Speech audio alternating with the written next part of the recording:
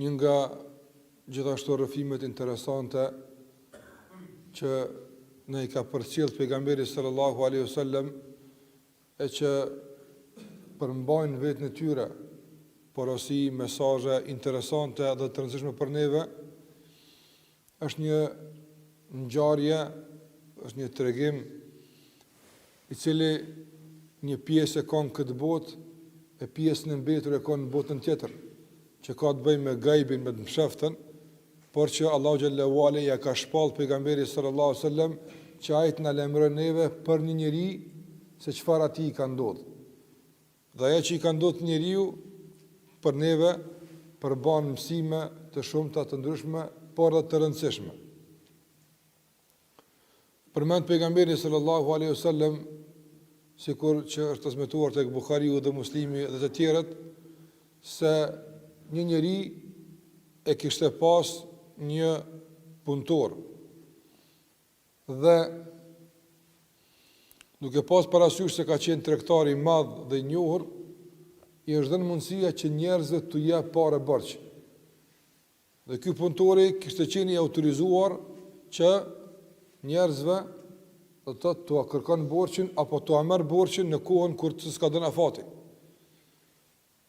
Dhe jo të gjithë kanë pas mundësi ta paguajnë borxhin në kohën e caktuar. Ata që kanë pas mundësi, atyre u ka marr borxhin. Ndërsa ata që nuk kanë pas mundësi të kthejnë borxhin, ky njeri I pasur I kishte thënë punëtorit I tij, shikon nëse nuk I kanë mundësit, shtyje u borxhin apo falja u. Pastaj thot pejgamberi sallallahu alajhi wasallam, kanë ardhur me lajket dhe ja kanë marrë shpirtin këtij njeriu. Po sa ka dalë para Allahut azza wa jall, ka pyetur Allahu xhalla xhelalu, a keni punë të mirë? Ne të kuptojmë ku I ki punë të mira, ka thonë ja Rab, nuk kam tjetër pos kësaj, që njerëzve u kam shtyr borxhin dhe u kam falë në tërsi.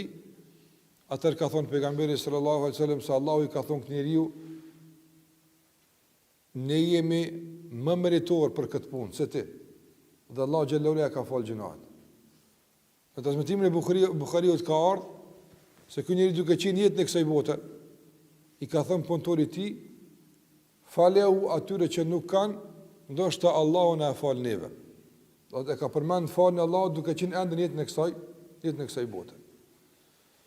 Dhe cilë do të transmetojmë që ta përmendim, është e rëndësishme se fundi këtij njeriu ka ardhur se Allahu xhallahu ala ja ka falë mëkatet dhe ka leju që të futet në xhenet. Ky rast duket shumë, ndoshta jo interesant, s'ka zhvillime shumë, apo duket pak I thjesht.